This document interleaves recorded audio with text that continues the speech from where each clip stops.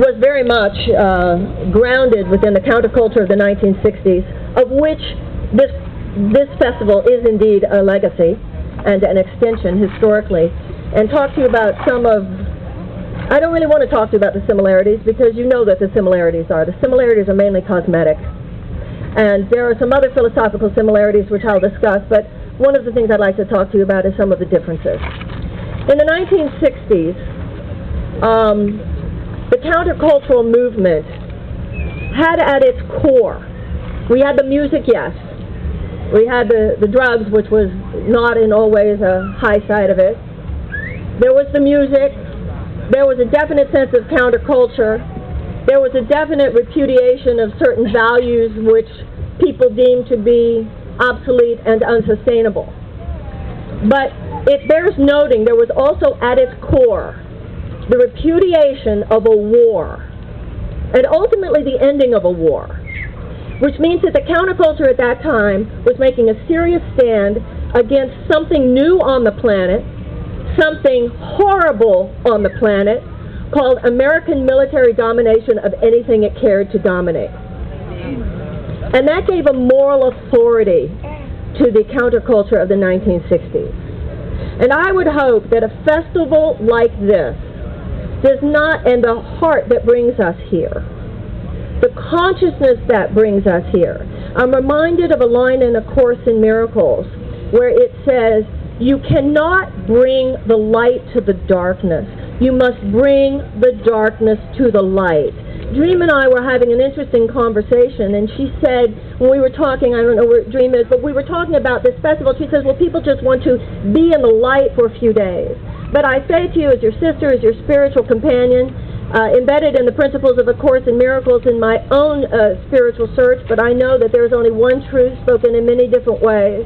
There is a difference between transcendence and denial.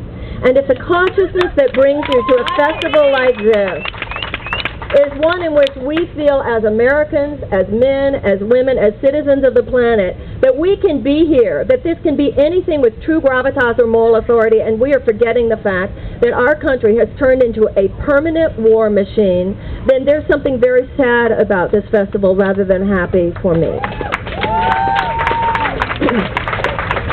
Now, earlier we were talking about the fact that men and about the feminine power and the divine feminine.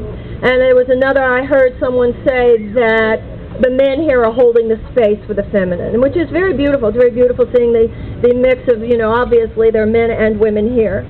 And both for the women who want to hold the space for the divine feminine as well as for the men who are holding the space for the divine feminine. Thank you so much. I'd like to talk to you for a moment about the divine feminine, because the divine feminine has a fierce aspect. The divine feminine is not just dressing up. The divine feminine is not just getting pretty and whatever pretty of the day is, whether it's big boobs or feathers. It's all cosmetic. Hello. The divine feminine cares about the fact that 17,000 babies die on this planet every day of hunger. The divine feminine cries. The divine feminine shrieks when she has to. There is an interesting anthropological characteristic of every advanced mammalian species that survives and thrives.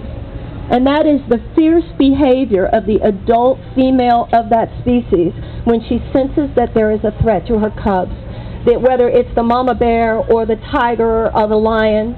Do you know that even among the hyenas, the adult female hyenas encircle their babies, encircle the cubs while they're feeding, and will not let the adult males of that species anywhere near the food until the cubs have been fed? Surely the women of America could do better than the hyenas. And the fact that collectively, not in terms of our hearts are good. And I know that the heart that it draws us to a place like this today is good. But we have to ask ourselves, at what point, whether you're in therapy or you're at a festival like this, at what point do you stand in that place which is not comfortable? Do you stand in that place which is not comfortable and not turn away?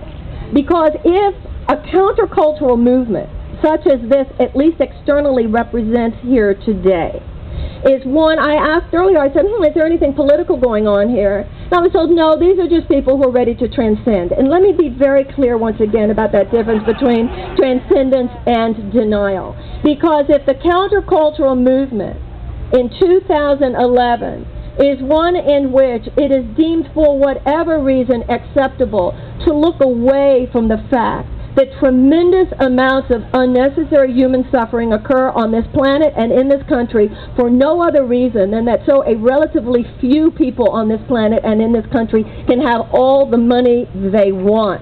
That is not service. It is not countercultural. It is the epitome of being co-opted by the very culture that we seek to counter.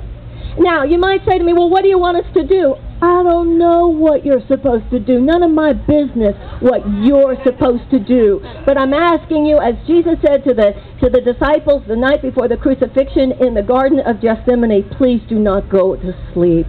Do not go to sleep in the hour of my agony. Remain awake. That's what they do to you. They put you to sleep. The system would love this festival. The system would love this festival because it's not saying fuck you to anybody. And there's a sense that that is somehow spiritual. There's a sense that that is somehow spiritual. And I believe deeply that as the Course in Miracles says, look at the crucifixion, but do not dwell on it. I'm not saying let's dwell on what's bad, because if you dwell on what's bad, then it's true. That is, you just focus on it and make more of it. But to not look at it at all, there's not the divine feminine about that. The divine feminine, if there was a starving child here, somebody tell me, if there was a child here, or if anyone, God forbid, let's just talk about our deep humanity. Let's say right here, right now, God forbid, somebody had a heart attack or something. Well, the fact that I'm speaking up here would be irrelevant. Somebody would yell and say, is there a doctor here? We would all get deeply human very quickly, wouldn't we? Yeah. Are you with me? Now, this is an interesting thing about our country. If you look at I always say that if I'm on an airplane somewhere, anywhere in the world, I love to sit next to an American. Characterologically, we're cool people, and we care. We're not, we're human beings, and there's a spunkiness, and there's a coolness. But our collective capacity for denial and grandiosity is frightening and perilous. So if you have, we're a country where if you have one little girl who falls down a well, the whole country holds its breath until, is she okay? Did we get her out? And as I said before, if one child or one person here was in trouble, everybody knows, from the organizers of this festival to everybody who is here, everybody would get very human very quickly, and we would just help that person, wouldn't we? Of course, that's what we would do. However, something happens when a problem becomes too big.